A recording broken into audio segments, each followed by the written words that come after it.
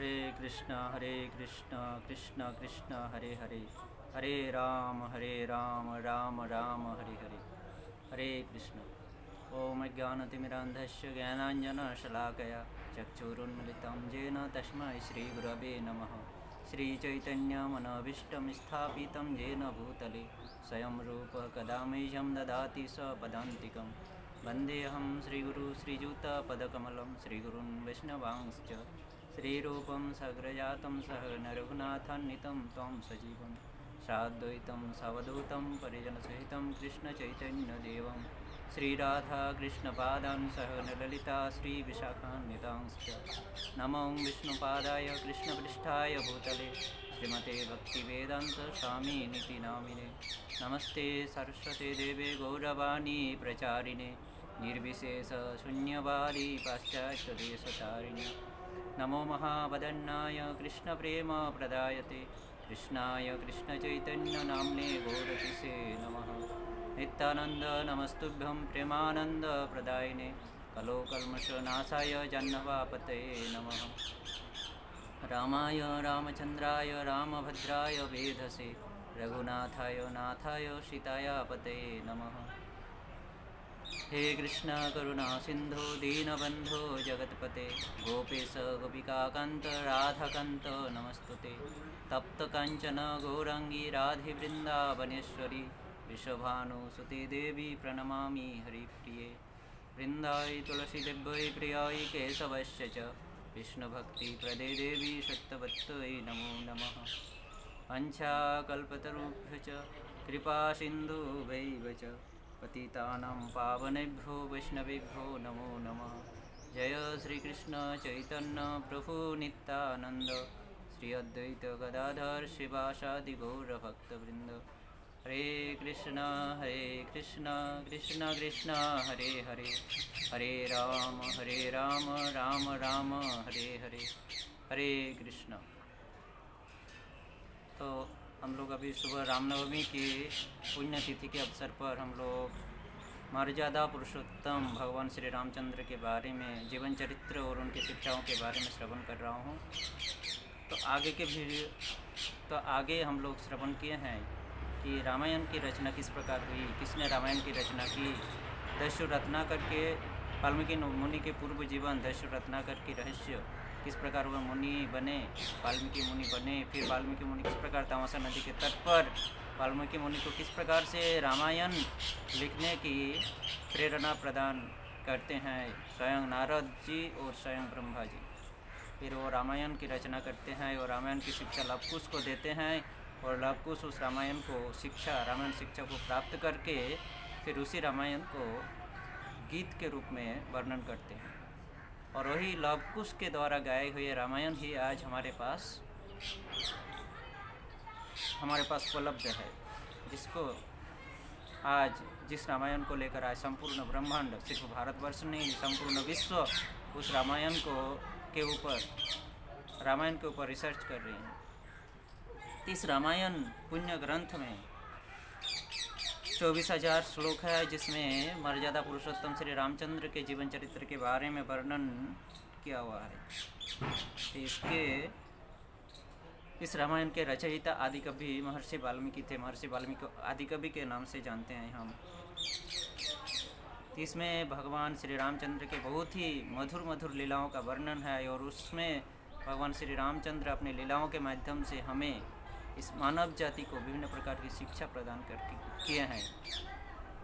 तो इस रामायण से हम अपने जीवन कैसे व्यतीत करें, अपने जीवन पथ में कैसे हम अग्रसर हों, इसके बारे में हमें इस रामायण ग्रंथ से बहुत ही महत्वपूर्ण शिक्षाएं प्राप्त होती है इस रामचंद्र के जीवन चरित्र के माध्यम से। ते मर्यादा पुरुषोत्तम श्री रामचंद्र जिस वंश में आकर अवतरित हुए थे, सूर्य वंश, उस सूर्य वंश के बारे में भगवद गीता अध्याय 4 प्रथम श्लोक में भगवान श्री कृष्ण अर्जुन से कहते हैं। उसमें कहते हैं, इमं विवस्वान् योगं प्रोक्तवान् अहम अव्ययम् विवस्वान् मनविप्राह मनुरिच्छवाक मनु इक्ष्वाकुके यमं विवस्वते योगान। भगवान श्री कृष्ण कह रहे हैं कि यह गीता का ज्ञान पूर्व में मैं सूर्य देव विवस्वान को प्रदान किया था। विवस्वान मन विप्राह, विवस्वान ने वह ज्ञान, विवस्वान भगवान श्री कृष्ण कह रहे हैं मैं यह गीता का ज्ञान सर्वप्रथम विवस्वान को प्रदान किया। विवस्वान वह ज्ञान मुझसे प्राप्त करके वह ज्ञान उनके पुत्र मनु को प्रदान करते हैं। विवस्वान मन विप्राह, मनु को पुत्र, मनु जो कि विवस्वान के पुत्र है, मनु को प्रदान करते हैं विवस्वान अपने पुत्र को। विवस्वान मनो विप्राह मनु इक्ष्वाकुके, और फिर मनु ने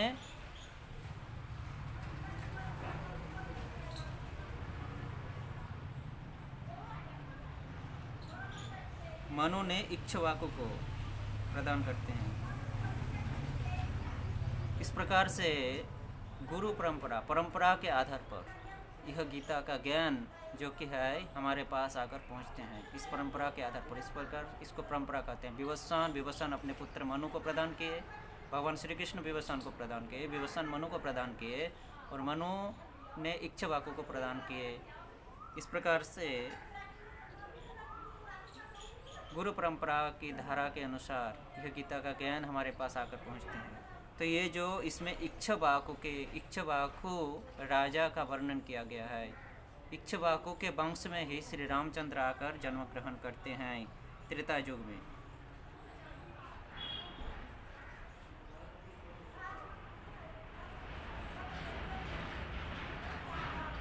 तो ये विवस्वान, सूर्य के देवता विवस्वान के पुत्र थे मनु, और मनु के पुत्र थे इक्ष्वाकु के पुत्र थे रघु के पुत्र अज, और अज के पुत्र दशरथ, और दशरथ के पुत्र के रूप में आते हैं मर्यादा पुरुषोत्तम भगवान श्री रामचंद्र। इस प्रकार से इस इक्ष्वाकु वंश में ही श्री रामचंद्र आकर अवतरित होते हैं, विभिन्न प्रकार के अपने चरित्रों के माध्यम से विभिन्न प्रकार के शिक्षाओं को प्रदान करने के लिए।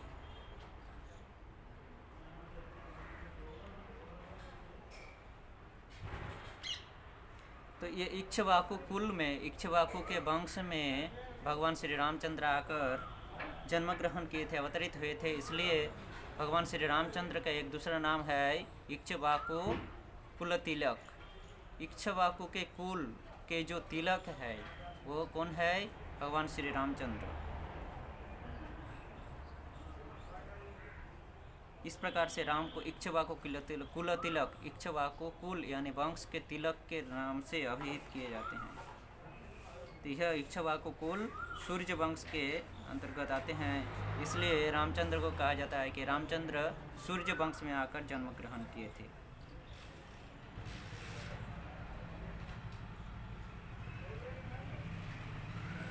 तो इस प्रकार से आज के पुत्र दशरथ थे, और दशरथ के पुत्र के रूप में आए भगवान श्री रामचंद्र। तो भगवान श्री रामचंद्र किस प्रकार से दशरथ के पुत्र के रूप में आते हैं? हम लोग ये जो रामचंद्र के जीवन चरित्र के बारे में श्रवण कर रहे हैं, ये संपूर्ण श्रवण हम लोग आदिकवि वाल्मीकि के द्वारा लिखे गए रामायण से श्रवण करेंगे। बाकी जो हमारे पास दूसरे जो रामायण उपलब्ध है उस रामायण में हम लोग नहीं जाएंगे, सिर्फ आदिकवि वाल्मीकि के रामायणों से हम लोग श्रवण करेंगे। इसलिए हम अगर यह वर्णन अगर हम दूसरे रामायण से में ढूंढेंगे वाल्मीकि रामायण के अलावा, तो उसमें से मिलेंगे नहीं ये लीलाएं। इसलिए सबसे पहले यह बताना चाहता हूँ कि ये सिर्फ और सिर्फ वाल्मीकि रामायण से लिया गया है, परंतु यह हम संक्षेप में श्रवण करेंगे इसके लिए कि सिर्फ वो भगवान श्री रामचंद्र के जीवन चरित्र को संक्षेप में लेते हुए उनकी शिक्षाओं को हम लोग ग्रहण करेंगे। उन्होंने अपने जीवन चरित्र के माध्यम से हमें क्या शिक्षाएं दी है, इसको हम लोग ग्रहण करेंगे।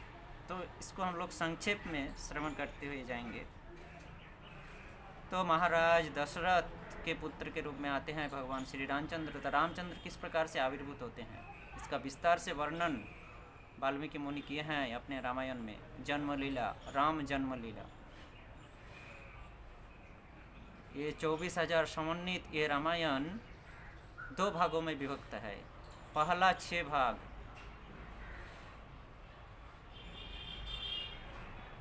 पहला 6 भाग में राम का रावण वध तक है, और 7वां भाग जो है उत्तराकांड, 7वां भाग उत्तराकांड, उसमें भगवान श्री रामचंद्र रावण से विजय प्राप्त करके अयोध्या लौटना, अयोध्या में आकर राजा बनना इत्यादि इत्यादि लीलाओं का, लव कुश का जन्म इत्यादि इत्यादि वर्णन है उस उत्तराखंड। तो इस प्रकार से 7 कांड समन्वित 24,000 श्लोकों से समन्वित ये वाल्मीकि रामायण आदिकवि महर्षि वाल्मीकि ने प्रस्तुत किए। तो उसमें भगवान श्री रामचंद्र के जन्म लीला का वर्णन महर्षि वाल्मीकि बहुत विस्तार से वर्णन किए हैं, परंतु हम लोग उसको संक्षेप में लेकर उनकी शिक्षाओं को ग्रहण करेंगे। तो महाराज दशरथ के, हम लोग जानते हैं कि महाराज दशरथ के 3 रानियाँ थी। पहला कौशल्या, दूसरा सुमित्रा और तीसरी जो है कैकेयी। तो पहले कौशल्या से विवाह होते हैं, विवाह करते हैं महाराज दशरथ। कौशल्या से एक कन्या संतान प्राप्त होती है उसको, जिनकी नाम है शांता। ये शांता नामक एक ही कन्या कौशल्या, महारानी कौशल्या से प्राप्त होती है। बाद में शांता के बाद और कोई पुत्र संतान प्राप्त न होने के कारण महाराज दशरथ ने निर्णय लिया कि वो दूसरे विवाह करेंगे। इसलिए महाराज दशरथ ने सुमित्रा से विवाह करते हैं, महारानी सुमित्रा से विवाह करते हैं। सुमित्रा से विवाह करने के बाद भी महाराज दशरथ को सुमित्रा से भी कोई पुत्र प्राप्त नहीं होते हैं।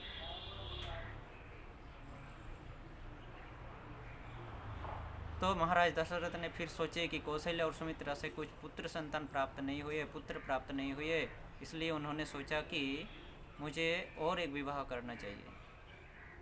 तो इस प्रकार जब महाराज दशरथ सोच रहे थे कि मैं तीसरी बार विवाह करूंगा, तभी वशिष्ठ मुनि के संयोग के द्वारा वशिष्ठ मुनि ने उनको उपदेश देते हैं कि केकई के राजा अश्वपति,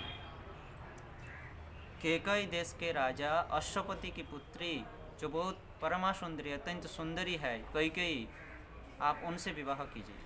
केकई देश के राजा अश्वपति की पुत्री कौन? कैकेयी, अत्यंत सुंदरी पुत्री, सुंदरी कन्याओं के साथ आप विवाह कीजिए। इस प्रकार वशिष्ठ मुनि के उपदेश से वो केकई देश के राजा अश्वपति की कन्या कैकेयी से विवाह करने के परामर्श देते हैं केकई अश्वपति राजा को। तो अश्वपति राजा कहते हैं ठीक है, परंतु आपका अभी 2 रानियां हैं उपस्थित, फिर भी आप तीसरी बार विवाह करना चाहते हैं, परंतु मैं आपके साथ अपने कन्या को संप्रदान कर सकता हूँ, कन्या दे सकता हूँ, मैं अपनी पुत्री को आपको प्रदान कर सकता हूँ, परंतु मेरा एक शर्त है। वो शर्त क्या है ना, मेरी पुत्री से आपको जो संतान प्राप्त होगा, पुत्र प्राप्त होगा, मेरी पुत्री कैकेयी से जो आपको पुत्र प्राप्त होगा, उस कैकेयी के पुत्र को आपको राजा बनाना पड़ेगा। महाराज दशरथ देखे कि कैकेयी, कौशल्या का भी कोई पुत्र नहीं है, सुमित्रा से भी कोई पुत्र नहीं आया, अभी कैकेयी से विवाह करने के बाद जो पुत्र होगा उनको मैं राजा बनाऊंगा, उसमें क्या है। इस प्रकार से महाराज दशरथ राजी हो जाते हैं, इस शर्त में राजी होते हैं अश्वपति महाराज के। परंतु इस बात को सिर्फ 3 ही लोग जानते थे। कौन? एक तो अश्वपति जिन्होंने ये घोषणा किए थे, दूसरी वशिष्ठ मुनि, और तीसरा महाराज दशरथ जो कि कैकेयी से विवाह करेंगे।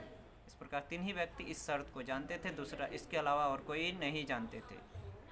इस प्रकार से सुंदरी कैकेयी से महाराज दशरथ विवाह करते हैं, उनको अपने राज दरबार में लाते हैं। तो ये कैकेयी महाराज दशरथ की सबसे छोटी रानी थी और बहुत ही प्यारी थी ये कैकेयी। इस प्रकार से बहुत दिन बीत गए, कैकेयी से भी उनको कोई पुत्र संतान प्राप्त नहीं हुए, कोई संतान प्राप्त नहीं हुए। तब महर्षि वशिष्ठ ने महाराज दशरथ को उपदेश देते हैं कि हे महाराज, आप अश्वमेध यज्ञ कीजिए। तो इस प्रकार से महाराज दशरथ ने वशिष्ठ मुनि के उपदेश से क्या किए, अश्वमेध यज्ञ प्रारंभ किए। अब ये अश्वमेध यज्ञ जब समाप्त होने वाला था, पूर्ण होने वाला था, उसी समय महाराज दशरथ के सारथी सुमंत्र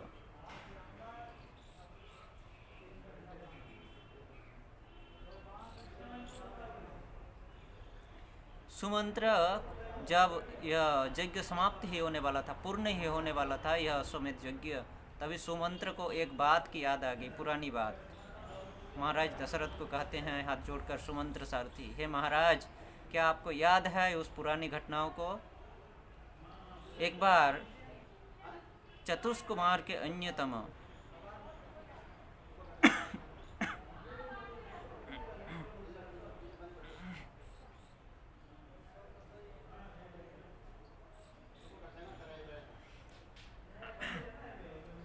क्या हे महाराज दशरथ, क्या आपको याद है कि एक बार चतुष्कुमार के अन्यतम सनत कुमार आपके पास आकर आपको उपदेश दिए थे कि महाराज युधिष्ठिर को, महाराज दशरथ को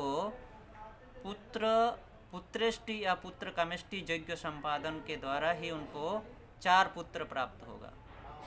सनत कुमार जो चतुष्कुमार है, सनक सनंदन सनातन और सनत कुमार, इस चतुष्कुमार के जो चौथा कुमार है सनत कुमार, यह महाराज युधिष्ठिर को एक बार उपदेश दिए थे कि हे महाराज, आप जब पुत्रेष्टि या पुत्र कामेष्टि यज्ञ संपादन करेंगे तो उसी यज्ञ के माध्यम से आपको भविष्य में 4 पुत्र संतान प्राप्त होगा। यह बात दशरथ भूल गए थे महाराज दशरथ, परंतु सुमंत्र सारथी को अचानक याद आया। किस प्रकार से भगवान किस प्रकार से अपनी लीलाओं को प्रस्तुत करते हैं, किस प्रकार से, जिस प्रकार एक मंच में एक नाटिका, एक नाटक करने वाले नाटिका जिस प्रकार एक मंच में अपने नाटक को प्रस्तुत करते हैं, ठीक उसी प्रकार भगवान भी इस पृथ्वी में अपने लीला को प्रदर्शन कराने के लिए, जीवों के बीच में अपने लीलाओं को फैलाने के लिए, अपने लीलाओं को प्रदर्शन करने के लिए, प्रकाश करने के लिए किस प्रकार से व्यवस्थापना करते हैं, ठीक उस मंच में नाटक करने वाले नाटिका की जैसा किस प्रकार से व्यवस्थापना कर रहे हैं। देखिए, अभी पहला रानी से कोई पुत्र संतान नहीं हुआ, दूसरा रानी से नहीं हुआ, तीसरा रानी कैकेयी से भी कोई नहीं हुआ, तो अश्वमेध यज्ञ के अंत में अचानक सुमंत्र सारथी की याद आया सनत कुमार की बात कि पुत्र कामेष्टि यज्ञ के द्वारा ही दशरथ को 4 पुत्र प्राप्त हो सकता है। तब महाराज दशरथ ने कहा कि ठीक है, यह यज्ञ संपूर्ण होने के बाद मैं पुत्र कामेष्टि यज्ञ भी करूँगा। महाराज दशरथ थे। तो फिर अश्वमेध यज्ञ संपूर्ण होने के बाद महाराज दशरथ ने पुत्र कामेष्टि यज्ञ भी प्रारंभ किए, और वह यज्ञ जब संपूर्ण हुआ पुत्र कामेष्टि यज्ञ, तब उस यज्ञ अग्नि से एक सुंदर पुरुष, एक सुंदर व्यक्ति उस अग्निकुंड से, उस यज्ञ कुंड से आविर्भूत होते हैं, और उनके हाथ में एक पात्र, वो अपने हाथ में एक पात्र धारण किए हुए हैं। उनका शरीर का रंग श्यामल वर्ण है।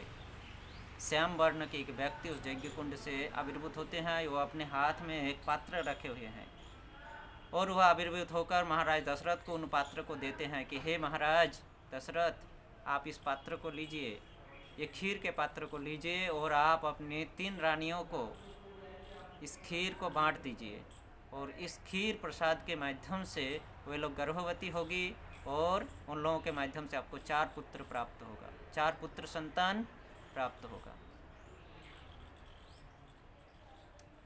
तो इस प्रकार से महाराज दशरथ ने उस खीर पात्र को लेकर, उस महापुरुष और व्यक्ति के पास से खीर पात्र को लेकर उसको, उसका एक अष्टांश, 8 भागों का एक भाग कौशल्या को प्रदान करते हैं। 8 भागों का एक भाग कौशल्या महारानी को प्रदान करते हैं। फिर उसमें जो बचा हुआ है उसका 8 भागों का एक भाग कैकेयी को प्रदान करती है, क्योंकि कैकेयी उनकी अत्यंत प्रिय रानी थी, इसलिए कौशल्या को प्रदान करने के बाद वो कैकेयी को वो खीर प्रदान करते हैं, 8 अंशों का एक अंश। फिर तीसरी बार वो 8 अंशों का एक अंश अपनी सुमित्रा महारानी को प्रदान करती है, जो द्वितीय रानी है, सुमित्रा को प्रदान करती है। इस प्रकार से 3 भाग प्रदान करने के बाद जो अवशेष बचती है, उस भाग को भी वो अवशेष बचा हुआ भाग को भी वो सुमित्रा को प्रदान कर देते हैं महाराज दशरथ। इस प्रकार से सुमित्रा को वो खीर का प्रसाद 2 बार प्राप्त होता है। इसलिए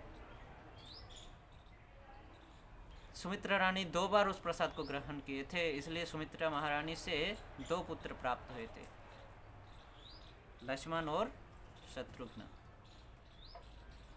इस प्रकार से महाराज दशरथ ने उस खीर को बांटे तीनों महारानियों में से, और कालक्रम में तीनों महारानियाँ कालक्रम में गर्भवती होती है और सुंदर और शुभ समय, शुभ अवसर पर तीनों महारानी पुत्रों को जन्म देते हैं। तो सर्वप्रथम कौशल्या महारानी कौशल्या सर्वप्रथम इस रामनवमी तिथि के दिन रामचंद्र को जन्म देते हैं। कौशल्या महारानी की गोद में रामचंद्र आकर अवतरित होते हैं इस रामनवमी तिथि के दिन। तो बोलिए भगवान श्री रामचंद्र की जय। इस प्रकार से भगवान श्री रामचंद्र आविर्भूत होते हैं। उसके बाद कैकेयी से भरत अवतरित होते हैं। कैकेयी से कैकेयी भरत का जन्म देते हैं, महारानी कैकेयी। और महारानी सुमित्रा से 2 जुड़वा पुत्र प्राप्त होता है महाराज दशरथ को। 2 जुड़वा पुत्र को जन्म देती है सुमित्रा महारानी, माता सुमित्रा। वो है कौन? लक्ष्मण और शत्रुघ्न। इस प्रकार से राम, कौशल्या महारानी से राम, सुमित्रा से लक्ष्मण और शत्रुघ्न, और कैकेयी से भरत, ये 4 पुत्र को प्राप्त करते हैं महाराज दशरथ। महाराज दशरथ इन 4 पुत्रों को, सुंदर 4 पुत्रों को देखकर अत्यंत आनंदित होते हैं।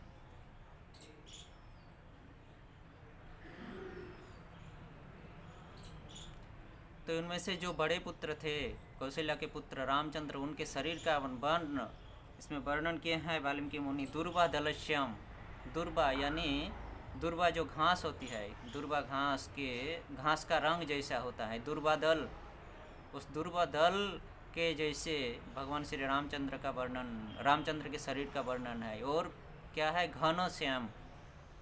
यहाँ पर दुर्वा दल घन श्याम, दुर्वा दल के जैसा घन श्याम वर्ण उनके शरीर का रंग था। और दूसरी ओर आचार्य लोग वर्णन करते हैं घन श्याम, मेघ का वर्ण, आकाश का वर्ण जिस प्रकार है उस प्रकार का वर्ण था रामचंद्र के शरीर का वर्ण, उस प्रकार था। इस प्रकार से विभिन्न आचार्यों ने विभिन्न प्रकार के रामचंद्र के सौंदर्य को वर्णन करते हैं।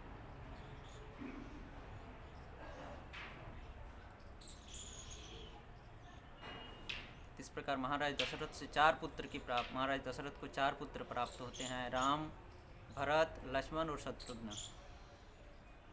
तो ये 4 पुत्र भगवान श्री कृष्ण के चतुर्भुज थे।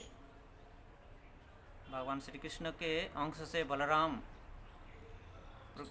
का प्रकाश होता है, और बलराम से 4 चतुर्भुज प्रकाश होते हैं, वसुदेव, संकर्षण, प्रद्युम्न और अनिरुद्ध।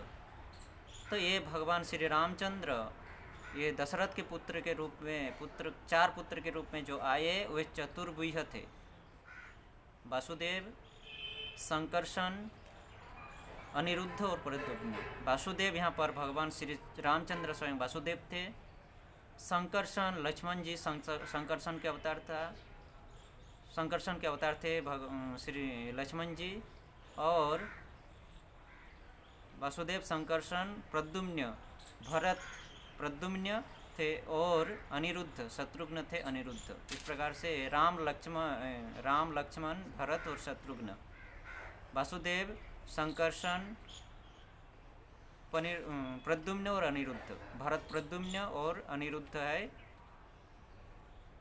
शत्रुघ्न।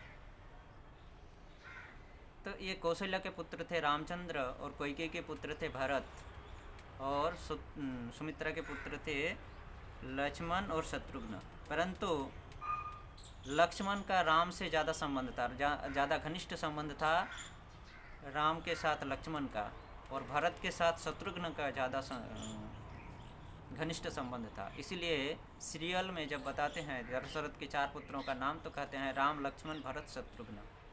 परंतु वे सीरियल से है राम, भरत, लक्ष्मण और शत्रुघ्न। परंतु ये घनिष्ठ संबंध, एकता, राम और लक्ष्मण के प्रति घनिष्ठ संबंध था, ज़्यादा एकता था, ज़्यादा घनिष्ठता थी। और भरत और शत्रुघ्न में ज़्यादा घनिष्ठता थी। राम और लक्ष्मण हमेशा एक साथ रहा करते थे और भरत और शत्रुघ्न एक साथ रहा करते थे। इस प्रकार से इस एकता को, चार भाइयों की एकता को देखकर हम लोग सीरियल में कहते हैं राम, लक्ष्मण, भरत, शत्रुघ्न। जो भी हो, इस प्रकार से चार पुत्र प्राप्त होते हैं। महाराज दशरथ अत्यंत आनंदित होते हैं। दशरथ महाराज, यहाँ पर और एक महाराज दशरथ के बारे में और एक कहानी है, एक कथा है। महाराज दशरथ, इनका नाम दशरथ क्यों पड़ा? दशरथ, दस यानी संख्या और रथ यानी जान, यानी रथ जिसमें चढ़कर पहले युद्ध करते थे, चढ़कर एक स्थान से दूसरे स्थान जाते थे, उसको रथ कहते हैं। तो दशरथ, क्या महाराज दशरथ के 10 रथ थे? इसमें इस प्रकार से आचार्य लोग वर्णन करते हैं। हमारे आचार्य लोग इस प्रकार से वर्णन किए हैं कि ये महाराज दशरथ इतने पराक्रमशाली थे कि जब वो युद्ध करते थे, युद्ध भूमि में, रण क्षेत्र में जब वो युद्ध करते थे तो अपर पक्ष जिनसे युद्ध करते थे वे लोग देखते थे कि दसों दिशाओं में 10 दशरथ, 10 दिशाओं में 10 रथों में 10 दशरथ, महाराज दशरथ 10 रथों में अवस्थान होकर उनसे युद्ध कर रहे हैं 10 दिशाओं में। महाराज दशरथ का ऐसा महत्व था, इतने पराक्रमशाली थे महाराज दशरथ कि जब वो युद्ध करते थे तो 10 दिशाओं से आक्रमण करते थे अपने शत्रुओं को, शत्रु पक्ष को ऐसा लगता था कि महाराज दशरथ 10 रथों में चढ़कर 10 दिशाओं से आक्रमण कर रहे हैं। इसलिए कभी कभी देवता लोग भी, इंद्र भी जब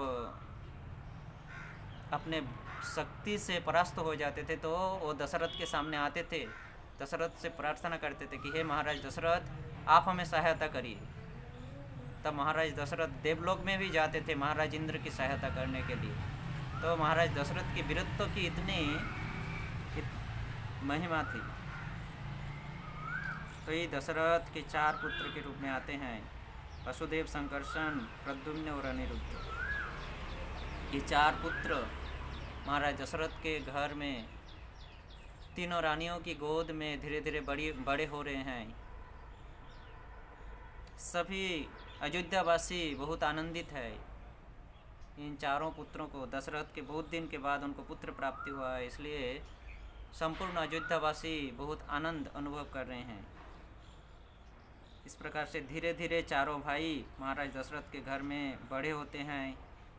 और जैसे जैसे धीरे धीरे बड़े होते, रामचंद्र की उम्र जब 16 साल के होते हैं, हम लोग गहराई में नहीं जाएंगे, इसमें सिर्फ शिक्षाओं को लेते हुए, उनकी थोड़ी थोड़ी लीलाओं को और उनसे शिक्षाओं को लेते हुए हम लोग निकल जाएंगे। क्योंकि रामायण हमेशा हम लोग सुनते हैं, हम लोगों को प्राय हम लोगों को पता है कि रामचंद्र का जन्म कैसे हुआ, क्या हुआ, कैसे बड़े हुए वे लोग, इसका विस्तार से हम लोग नहीं जाएंगे, उनकी शिक्षाओं को लेंगे। तो इस प्रकार से धीरे धीरे बड़े हुए। रामचंद्र की उम्र जब 16 साल का हुआ, तब जब 16 साल के होते हैं तो उसी समय महाराज दशरथ के घर में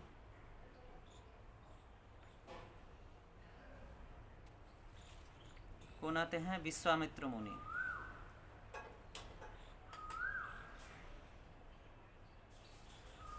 तो महाराज जब रामचंद्र 16 साल के होते हैं तो विश्वामित्र मुनि आते हैं महाराज दशरथ के पास भिक्षा मांगने के लिए कि रामचंद्र को उनके साथ लेने के लिए। तो महाराज दशरथ कहते हैं कि हे महर्षि, अभी रामचंद्र सिर्फ 16 साल के ही है और रामचंद्र अभी युद्ध, कहीं बाहर युद्ध नहीं किए हैं, शत्रु पक्ष से कभी युद्ध नहीं किए हैं। अभी रामचंद्र का उम्र सिर्फ 16 साल के हैं, वो नाबालक है, वो अकेले युद्ध नहीं कर सकते हैं इस प्रकार से राक्षसों के साथ। क्योंकि अतः मेरा अनुरोध है कि आप राम को न लेकर मुझे लेकर चलिए।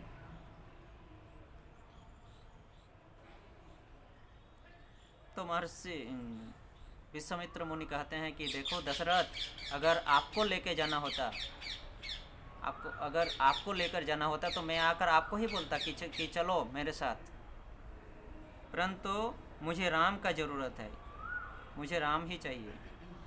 तो ये भिक्षा जब मांग रहे थे विश्वामित्र मुनि महाराज दशरथ के दरबार में आके, तो महाराज दशरथ को पहले विश्वामित्र मुनि कहे थे कि मैं आपसे एक भिक्षा मांगूंगा, क्या आप देने के लिए प्रस्तुत रहेंगे? उनको शर्त करा लिए थे।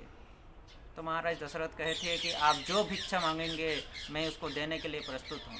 इस प्रकार से प्रतिश्रुति बद्ध कराए थे विश्वामित्र मुनि ने। अभी भिक्षा के रूप में क्या मांगते हैं? उनके बड़े पुत्र राम को। और राम से इतना प्रेम था महाराज दशरथ का कि वो क्षण भर के लिए राम को छोड़ते नहीं थे, अपने आँखों के सामने से छोड़ते नहीं थे रामचंद्र को। इतना प्यारा था भगवान रामचंद्र महाराज दशरथ का। और जैसे ही सुने कि विश्वामित्र मुनि राम को ही लेकर जाएंगे, तो राम के विरह में, राम चले जाएंगे इस विरह में वो मूर्छित हो जाते हैं, भूमि में गिर पड़ते हैं। तो विश्वामित्र मुनि वहाँ पर थोड़ी देर अपेक्षा करते हैं और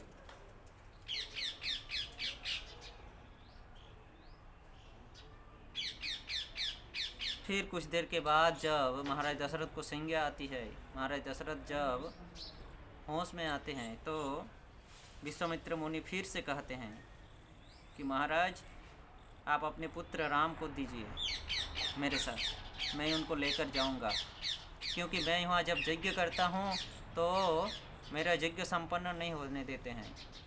दो राक्षस, मरीच और सुबाहु नामक दो राक्षस वहाँ पर आकर हमारे यज्ञ कुंड में अपवित्र वस्तुएं गिरा देते हैं। मल, मूत्र, हड्डी, रक्त, मांस, इस प्रकार से अपवित्र वस्तु उसमें निक्षेप करते हैं, जिससे हमारा यज्ञ संपूर्ण नहीं हो रहा है। इस प्रकार से मैं बहुत दिनों से ये यज्ञ कर रहा हूँ, परंतु ये दोनों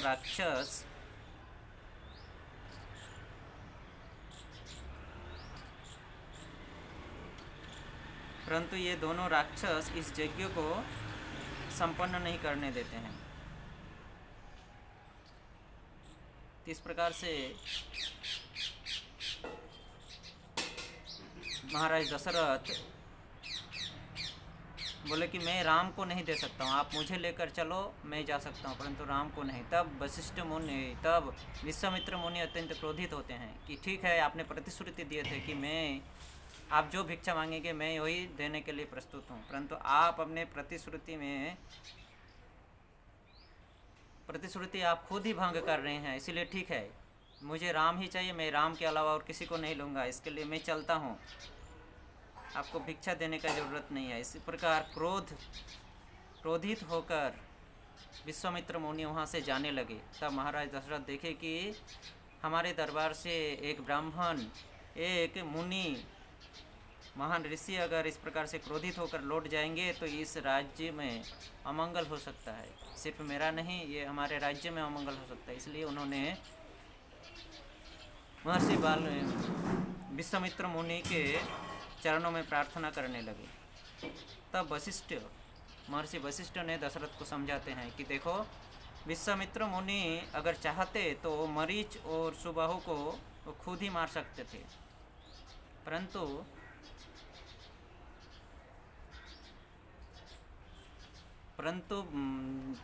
ये मरीचि सुबाहु को खुद ही मार सकते थे, परंतु जो वो ब्राह्मणत्व को प्राप्त किए हैं, विश्वामित्र मुनि ब्राह्मणत्व को प्राप्त किए हैं, वो इसलिए विश्वामित्र मुनि खुद मरीचि सुबाहु को नहीं मारेंगे, आपके राम के द्वारा उनको मरवाएंगे। और उनके पास इतना शक्ति है, इतना उनके पास अस्त्र शस्त्र भी है कि वो अगर राम के इस कार्य से खुश हो जाए, आपके इस कार्य से अगर विश्वामित्र मुनि खुश हो जाए, तो उनके सारे दिव्य अस्त्र शस्त्र जो है वो राम को प्रदान कर सकते हैं खुशी से। तो इससे तो आपका भला ही होने वाला है, तो आप इसको प्रदान कीजिए, इससे आपका कोई अमंगल होने वाला नहीं है, कोई क्षति होने वाला नहीं है। आप राम को विश्वामित्र मुनि के साथ दे सकते हैं कि वो एक परम तपस्वी है और एक परम योद्धा भी है।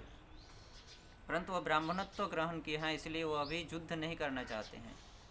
इस प्रकार से वशिष्ठ मुनि के समझाने से महाराज दशरथ मान गए और रामचंद्र को विश्वामित्र मुनि के हाथ में सौंप दिए। रामचंद्र को जब विश्वामित्र मुनि ले जा रहे थे उस समय लक्ष्मण भी कहे कि मैं भी जाऊंगा बड़े भाई के साथ।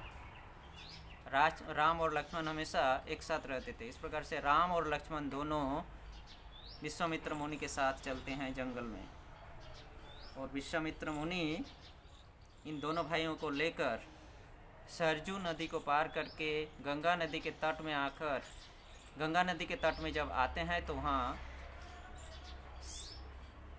सूर्यास्त होता है, सायन का समय होता है। तो सायन के समय वहीं पर गंगा नदी के तट में ही विश्वामित्र मुनि अपना संध्या अन्य करने लगते हैं।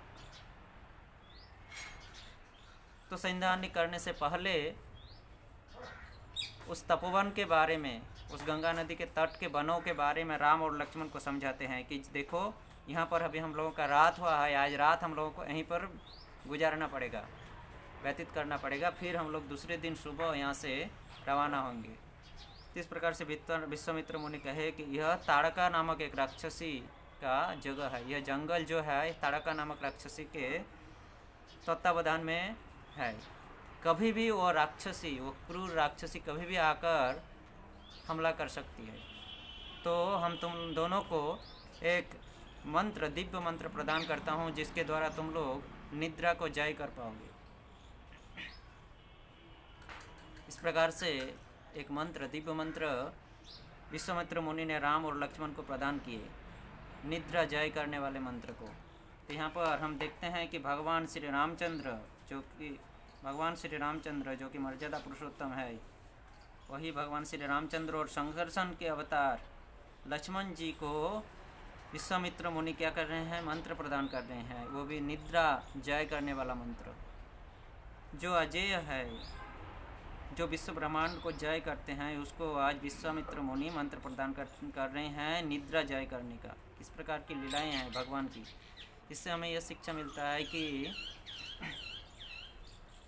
किसी बड़े से बड़े कार्य को संपादन करने के लिए हमें वरिष्ठों का आश्रय ग्रहण करना पड़ता है, उनके उपदेशों का, उनके निर्देशों का आश्रय ग्रहण करना पड़ता है, गुरु ग्रहण करना पड़ता है किसी बड़े काम को संपन्न करने के लिए। तो यही कारण है भगवान श्री रामचंद्र को विश्वामित्र मुनि ने मंत्र प्रदान किए, निद्रा जय। तो भगवान की इस लीलाओं को, भगवान के हर अवतार में, हर लीलाओं में हम इस प्रकार देखते हैं कि भगवान अपने कार्यों को, जीवों के बीच में इस कार्य को, अपने शिक्षाओं को प्रकाश करने के लिए वो विभिन्न प्रकार की लीलाएं की हैं। इस प्रकार से रामचंद्र और लक्ष्मण जी को विश्वामित्र ने निद्रा जय करने वाले के मंत्र प्रदान करते हैं, और विश्वामित्र मुनि वहाँ पर ध्यान करते हैं, संध्यानिक में लग जाते हैं। ठीक उसी समय चारों ओर अंधेरा करते हुए, आंधी तूफान के जैसे आवाज़ करते हुए वो ताड़का राक्षसी आती है। ताड़का राक्षसी जब आ रही थी तो संपूर्ण जंगल, पेड़ पौधे सब हवा में, इतना जोर हवा चल रहा था, वायु प्रवाह हो रहा था कि सब पेड़ पौधे गिर पड़ेंगे ऐसा लग रहा था। सभी पक्षियाँ, सभी जंगल के जानवर इधर उधर दौड़ रहे थे भय से। तभी विश्वामित्र मुनि ने कहे कि राम प्रस्तुत हो जाओ, वो राक्षसी आ रही है। तो राम अपने धनुष बाण लेकर प्रस्तुत हो जाते हैं, और जैसे ही वो राक्षसी आकर सामने प्रकट होते हैं, एक ही बाण के द्वारा वो ताड़का राक्षसी को वध करते हैं भगवान श्री रामचंद्र। इस प्रकार भगवान श्री रामचंद्र सर्वप्रथम इस राक्षसी को वध किए, आसुरी शक्ति को विनाश किए। एक आसुरी शक्ति को विनाश करते हैं भगवान श्री रामचंद्र। परंतु भगवान रामचंद्र के मन में एक खेद होता है ताड़का राक्षसी को वध करने के बाद भी, कि मैं हमारे जीवन में सर्वप्रथम एक स्त्री को वध किया। मैं इस प्रकार के एक खेद होता है कि एक स्त्री को मैं सर्वप्रथम वध किया। भगवान श्री कृष्ण की लीलाओं में भी हम देखते हैं कि सर्वप्रथम वो जिसको वध किए थे, सर्वप्रथम सबसे पहले वो थे स्त्री, पूतना राक्षसी। तो भगवान श्री कृष्ण ने देखें कि पुतना राक्षसी है, परंतु एक स्त्री का वेश, माता का वेश धारण करके आई थी, इसलिए उन्होंने क्या किया, भगवान श्री कृष्ण ने उनको धात्री माता का स्थान प्रदान किए, माता के स्थान, एक धात्री माता के स्थान प्रदान किए। इस प्रकार रामचंद्र को भी खेद हुआ था कि जीवन की शुरुआत में सर्वप्रथम, युद्ध की शुरुआत में सर्वप्रथम मैं एक स्त्री को वध किया। इस प्रकार ताड़की राक्षसी का वध होता है। फिर दूसरे दिन सुबह गंगा में स्नान करके राम, लक्ष्मण और विश्वामित्र मुनि वहाँ से गंगा पार करके विश्वामित्र मुनि के आश्रम में आकर उपस्थित होते हैं। तो विश्वामित्र मुनि उस अपने तपोवन में आकर, अपने आश्रम में आकर राम, लक्ष्मण को वहाँ के बारे में, मरीचि और सुबाहु के बारे में विशेष करके उनको सुनाते हैं, मरीचि और सुबाहु के बारे में कि किस प्रकार वे लोग प्रकट होते हैं। जब हम यज्ञ करते हैं तो किस प्रकार वे लोग प्रकट होते हैं, यज्ञ के अंतिम समय में आकर वे लोग प्रकट होते हैं। इस प्रकार से संपूर्ण विवरण सुनाने के बाद विश्वामित्र मुनि रामचंद्र को उपदेश देते हैं कि ये दोनों राक्षसों को आपको वध करना है। इस प्रकार कहकर विश्वामित्र मुनि अपना यज्ञ करने के लिए प्रस्तुत हो जाते हैं। और जब यज्ञ कुंड स्थापन करके, यज्ञ कुंड बनाकर वो यज्ञ करते हैं, और जब यज्ञ में आहुति देने वाले थे महर्षि वाल्मीकि, जब यज्ञ संपूर्ण ही होने वाले थे, राम लक्ष्मण तैयार थे कि कब, न जाने कब आकर वे लोग उपस्थित हो जाएंगे राक्षस लोग। इसीलिए राम लक्ष्मण अपने बाण, तीर, धनुष लेकर तैयार थे। और जब यज्ञ संपूर्ण होने वाले थे, अभी आहुति देने वाले थे, उसी समय सर्वप्रथम तो चारों ओर सुनसुनाहट हो गया। उस वन में, उस तपोवन में जो पक्षियों का कलरव, दूसरे जंतु जानवरों की जो आवाज़, वो सब सुनसुनाहट हो गया पूरा जंगल। तभी विश्वामित्र उनको इशारा करते हैं कि अभी उन लोगों के आने का समय हो गया है, क्योंकि विश्वामित्र को पता था, विश्वामित्र मुनि को, किस प्रकार से वे लोग प्रकट होते हैं। इस प्रकार से राम को कहते हैं, इशारा करते हैं कि अभी वे लोग आएंगे। इस प्रकार पहले तो वो जंगल, वो तपोवन पूरा सुनसुनाहट हो जाता है, बाद में धूल, सूखी धूल और पत्तियाँ, पेड़ की सूखी पत्तियों और धूल को उड़ाते हुए हवा के जैसे चलते हैं। ऐसा लगता है मानो जोर से आंधी आने वाली है। इस प्रकार से तीसरा बार क्या हुआ, पहले तो सुनसुनाहट, बाद में जोर से आंधी तूफान, धूल को उड़ाते हुए, धूल पत्तियों को। तीसरी बार बहुत जोर से गर्जन करते हुए, जैसे कि विश्व ब्रह्मांड उससे काँप रहे थे, इतना जोर से आवाज़ हो रहा था। ये मारीच और सुबाहु गर्जन करते हुए वहाँ पर आकर प्रकट होते हैं। तो भगवान श्री रामचंद्र विश्वामित्र के निर्देश से सर्वप्रथम बाण मरीचि को प्रदान करते हैं। सर्वप्रथम बाण निक्षेप करते हैं रामचंद्र मरीच को, और मरीच, रामचंद्र के एक ही बाणों से मरीच भूमिष्ठ होते हैं। और वह बाण जैसे ही मरीच के छाती में लगते हैं तो उसके छाती को बंद करके मरीच, इस प्रकार वर्णन है कि मरीच का वो शरीर 8000 मील दूर में जाकर गिरते हैं। 8000 मील दूर में जाकर मरीच का शरीर गिरता है। इस प्रकार से मरीच को वध करते हैं। उसके बाद दूसरी बाण वो निक्षेप करते हैं सुबाहु की ओर। सुबाहु में बाण लगते ही सुबाहु जाकर उनका शरीर समुद्र में जाकर गिरता है सुबाहु का शरीर। इस प्रकार से ये दोनों भाई मरीच और सुबाहु, मरीच जाकर गिरते हैं वहाँ से विश्वामित्र मुनि के आश्रम के 8 मील दूरी पर, और सुबाहु का शरीर जाकर समुद्र में गिरता है। इस प्रकार से दोनों राक्षसों को वध करते हैं। कौन? राम और लक्ष्मण। इस प्रकार से दोनों राक्षस वध होने के बाद वह जंगल आसुरी शक्ति से मुक्ति पाते हैं, वह तपोवन आसुरी शक्ति से मुक्ति होता है, और महर्षि वाल्मीकि निर्भय से अपना यज्ञ संपूर्ण करते हैं। अब महर्षि वाल्मीकि कह रहा हूँ, विश्वामित्र मुनि निर्भय से अपना यज्ञ संपूर्ण करते हैं। यज्ञ संपूर्ण होने के बाद राम लक्ष्मण की इस क्रूरता को देखकर, इस कार्य को देखकर विश्वामित्र मुनि बहुत ही संतुष्ट होते हैं, और विश्वामित्र मुनि जिस प्रकार वशिष्ठ मुनि कहे थे कि अगर संतुष्ट होंगे तो वो उनके सारे अस्त्र शस्त्र उनको प्रदान करेंगे, तो विश्वामित्र मुनि के पास ब्रह्मा के द्वारा दिए गए कुछ दिव्य अस्त्र शस्त्र और एक तून था। उस तून की एक ऐसी विशेषता थी कि वह तून यानी जिसमें बाण रखा जाता है, युद्ध के समय योद्धा क्षत्रिय लोग युद्ध के समय जो धनुष के बाण जिस पर रखते हैं उसको तून कहा जाता है। उस तून की ऐसी विशेषता थी, इस प्रकार की एक दिव्य तून थी कि वह तून कभी बाण से खाली नहीं होंगे। इस प्रकार से एक दिव्य तून था, वह तून विश्वामित्र मुनि रामचंद्र को प्रदान करते हैं। कितना भी युद्ध करें वह तून बाणों से भरा ही रहेगा, कभी खाली नहीं होगा। इस प्रकार से एक दिव्य तून प्रदान करते हैं विश्वामित्र मुनि। इस प्रकार विश्वामित्र मुनि के पास इतना शक्ति रहने के बाद भी, इतना एक दिव्य तून जो कि ब्रह्मा जी के पास से प्राप्त हुआ था, दिव्य तून रहने के बाद भी वो मरीच और सुबाहु से लड़ाई नहीं कर रहे थे, क्योंकि वो ब्राह्मणत्व को प्राप्त किए थे, ब्राह्मणत्व को स्वीकार किए थे।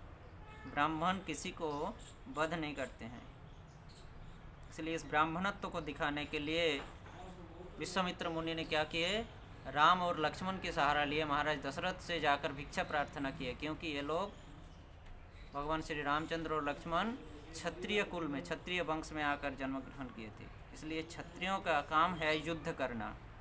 परंतु आज का ज़माना तो बदल चुका है, कौन ब्राह्मण है कौन क्षत्रिय है इसका कुछ, कौन ब्राह्मण कौन क्षत्रिय कौन शूद्र कौन वैश्य इसका पता ही नहीं रहता है। हालांकि कहीं कहीं वैश्यों का पता चलता है, वे लोग अपने धर्म में लगे हैं, अपनी सेवा में लगे हैं, वैश्यों का पता चलता है, परंतु ये शूद्र ब्राह्मण और क्षत्रियों का अभी कुछ पता ही नहीं चलता है। आज ब्राह्मण घर के संतान भी उच्च शिक्षा प्राप्त करते हैं, इसीलिए वो अपना ब्राह्मणत्व निभाने के लिए नहीं, वेद पाठ इत्यादि करने के लिए नहीं, वो उच्च शिक्षा इसलिए प्राप्त करते हैं कि वो उच्च शिक्षा प्राप्त करके एक अच्छा नौकरी करेंगे। ये नौकरी करना, नौकरी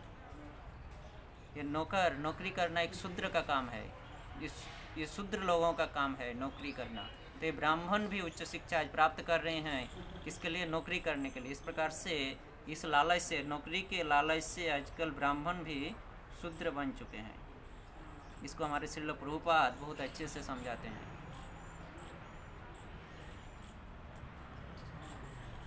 तो इस प्रकार ब्राह्मण क्षत्रिय शूद्र वैश्य इसका कुछ अभी इस कलियुग में इसका कुछ नहीं है, सब कुछ एक हो चुका है, एक वर्ण हो चुके हैं आज इस कलियुग में, इसलिए आज की स्थिति ऐसी है। इस प्रकार से ब्राह्मणत्व को प्राप्त किए थे विश्वामित्र मुनि, इसलिए खुद न युद्ध करके वो क्षत्रियों का सहारा लेते हैं और मरीचि स्वभाव को वध करते हैं। इस प्रकार से विश्वामित्र की प्रेरणा से एक आसुरी शक्ति विनाश होते हैं इस पृथ्वी से। फिर विश्वामित्र मुनि रामचंद्र और लक्ष्मण के कहते हैं कि हे राम लक्ष्मण, यहाँ से मिथिला बहुत ही सामने है, तो हम लोग मिथिला जाएंगे, क्योंकि वहाँ मिथिला के जो राजा है जनक के पास एक बहुत दिव्य धनुष है, बहुत ही सुंदर, बहुत बड़ा, बहुत सुंदर धनुष है, जो कि महादेव ने प्रदान किए थे उनको। रामचंद्र कह रहे हैं अच्छा चलिए चलिए हम भी जाए, हम भी प्रस्तुत, हमें भी बहुत इच्छा हो रहा है उस दिव्य धनुष को दर्शन करने के लिए। तो भगवान श्री रामचंद्र को, वे तो अंतर्जामी है, उनको पता ही था कि क्या होने वाला है, परंतु फिर भी वो प्रकाश नहीं कर रहे हैं अपने लीलाओं को माध्यम से। किस प्रकार से ये एक नाटक के जैसा ये स्थापना कर रहे हैं भगवान श्री रामचंद्र। इस प्रकार से विश्वामित्र मुनि राम और लक्ष्मण को लेकर चलते हैं कहाँ, मिथिला, जनक राज्य के पास। तो जनक राज्य के धनुष की ये विशेषता थी, वह धनुष हर यानी महादेव ने उनको प्रदान किए थे, और वह धनुष एक विशाल का रथ में रखा हुआ था। वह धनुष एक बहुत बड़ा एक रथ में रखा गया था, और उस रथ को जब हटाते थे तो उस रथ को एक जगह से दूसरी जगह ले जाने के लिए, हटाने के लिए 300 वीर सैनिकों की ज़रूरत पड़ता था। ऐसे 300 आदमी, 300 ऐसे जैसे तैसे 300 आदमी नहीं, वीर, महाप्रतापशाली, महावीर, महान महान योद्धा जो है वो इस प्रकार के 300 महाबलशाली 300 योद्धाओं का ज़रूरत होता था उस रथ को हटाने के लिए। परंतु फिर भी वो 300 लोग मिलकर वो रथ को ढकेल के मात्र 3 गज दूरी तक लेकर जाते थे। और 3 गज दूरी लेकर ढकेल कर ले जाने के बाद वे लोग इतना थक जाते थे कि उन लोगों को आधा घंटा विश्राम लेना पड़ता था। इस प्रकार 3 गज ढकेलते थे, 300 आदमी मिलकर आधा घंटा रेस्ट लेते थे, विश्राम लेते थे, फिर ढकेलते थे 3 गज, फिर आधा घंटा विश्राम लेते थे। इस प्रकार से एक जगह से दूसरी जगह जब ले जाना होता था, इस प्रकार से उस धनुष, उस रथ को लेकर जाते थे वो लोग। और इस जनक की कन्या कौन थी? स्वयं लक्ष्मी देवी के अवतार माता सीता जनक की कन्याएं थी। तो ये इतना भारी धनुष जो शिव जी प्रदान किए थे, उसको 300 आदमी भी ढकेल नहीं सकते थे, उठा नहीं सक रहे थे। 300 आदमी ढकेलते थे तो 3 गज दूरी तक जाके थक जाते थे वे लोग। और उसी धनुष को माता सीता एक बार क्या कर रही थी, अपने माता पिता के निर्देश के अनुसार, अपने माता पिता के निर्देश के अनुसार वो घरों को झाड़ू दे रही थी। माता सीता अभी बालिका है, छोटी बालिका, वो घरों की सफाई कर रही थी।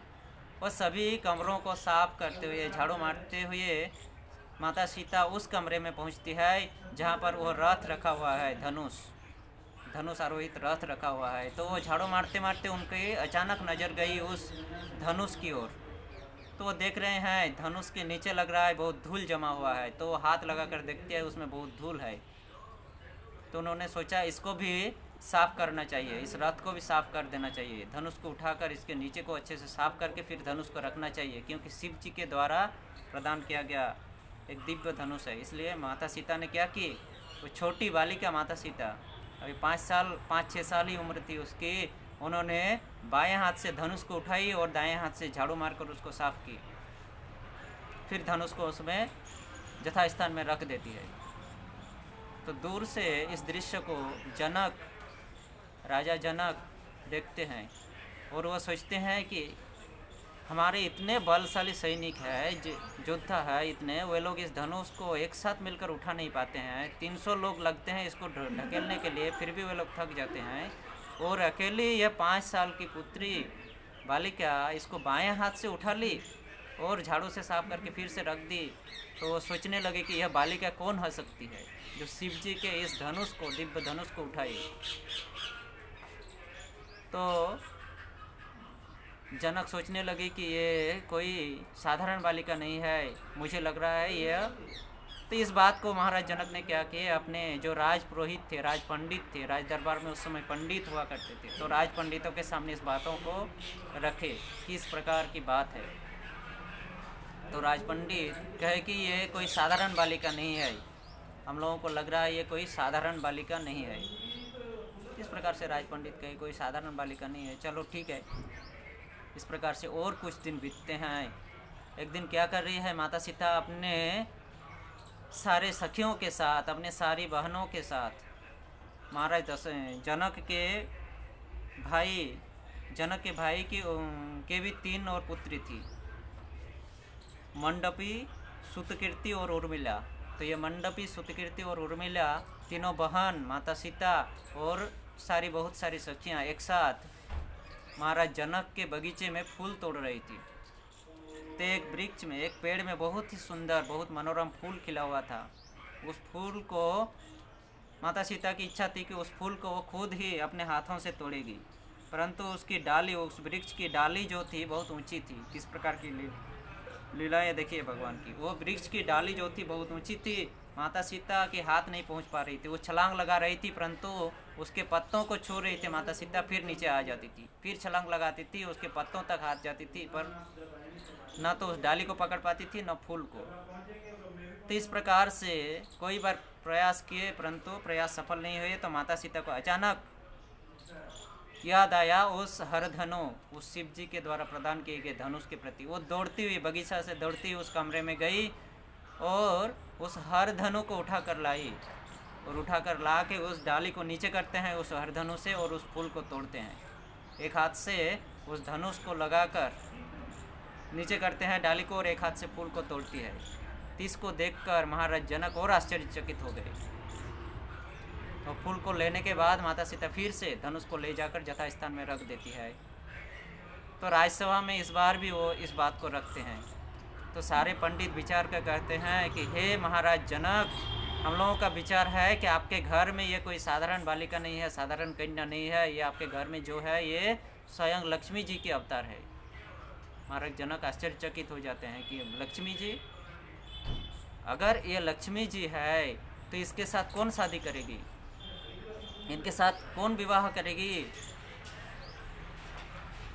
जिनके पास इतनी छोटी उम्र में इतने दिव्य लीलाएं कर रही हैं, दिव्य कर्म कर रहे हैं, तो आगे जाकर क्या न करेगी, जब बड़ी होगी तो और क्या न कर सकती है। तो इसके साथ मैं किनके साथ इनके विवाह दूंगी।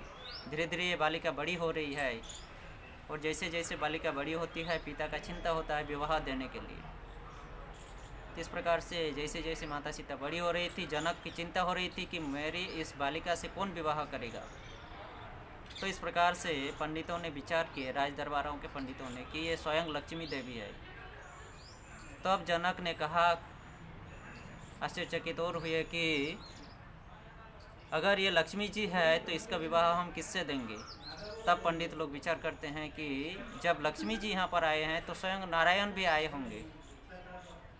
इस प्रकार से महाराज जनक ने कहे तो नारायण आए हैं तो है कहाँ, किस प्रकार से हम ढूंढें नारायण को। तब पंडितों ने विचार किए, सारे पंडित मिलके, कि आप एक शर्त रखिए सीता जी के विवाह के लिए, आपको एक शर्त रखना पड़ेगा। इस प्रकार से पंडितों ने समझाए कि हे महाराज जनक, आप एक शर्त रखिए सीता जी के विवाह के लिए।